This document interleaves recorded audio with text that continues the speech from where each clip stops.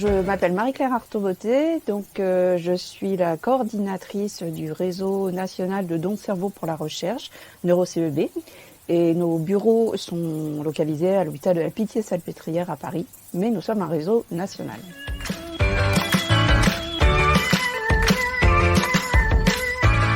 Le don de cerveau pour la recherche et de la moelle épinière également.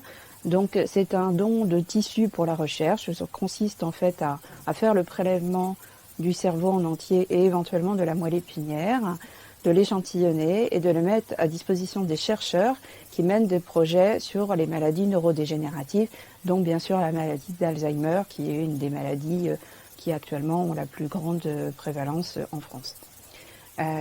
C'est un don qui est fondamental pour la recherche, puisqu'actuellement, il n'y a aucun modèle qui permette de représenter la maladie d'Alzheimer dans son entièreté, telle qu'elle existe chez l'homme, c'est-à-dire avec les deux protéines principales qui sont impliquées, qui sont la protéine tau et la protéine bêta-amyloïde.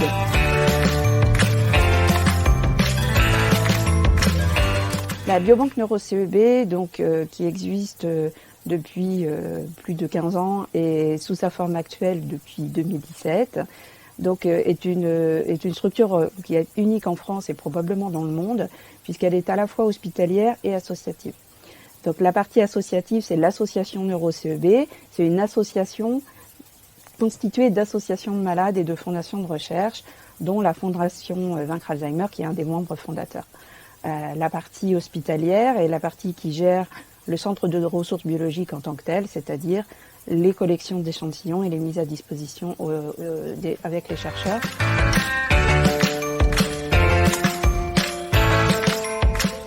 La recherche a besoin du cerveau de personnes qui sont non malades, et je pense que ça va se comprendre très facilement, c'est pour pouvoir comparer un cerveau non malade à un cerveau malade et voir quelles sont les différences, quels sont les dysfonctionnements, les lésions. Si on n'a pas cette comparaison, il n'y a pas de recherche valable. Il faut un cerveau de référence pour pouvoir faire cette comparaison. Et un cerveau de référence, ça va être un cerveau d'une personne d'âge et de sexe, au moins d'âge équivalent à celui de la personne malade.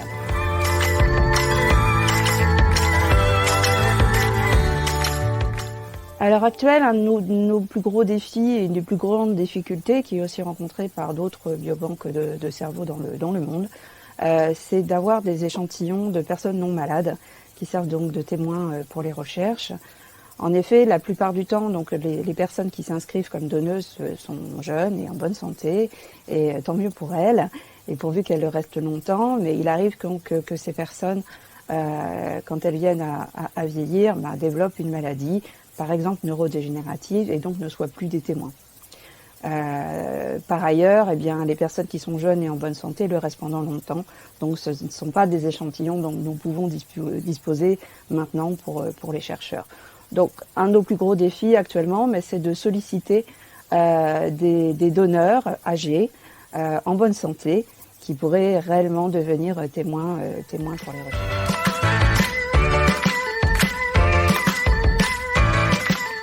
La Fondation Vaincre Alzheimer nous soutient depuis plusieurs années et est un des membres fondateurs de la biobanque dans sa structure actuelle.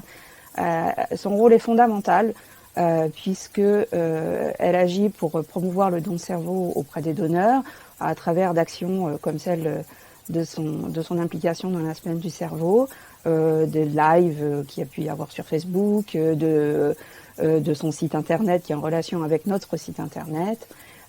Et aussi par son extrême dynamisme et l'implication de sa directrice scientifique dans la biobanque NeuroCEB à un niveau très élevé et très dynamique.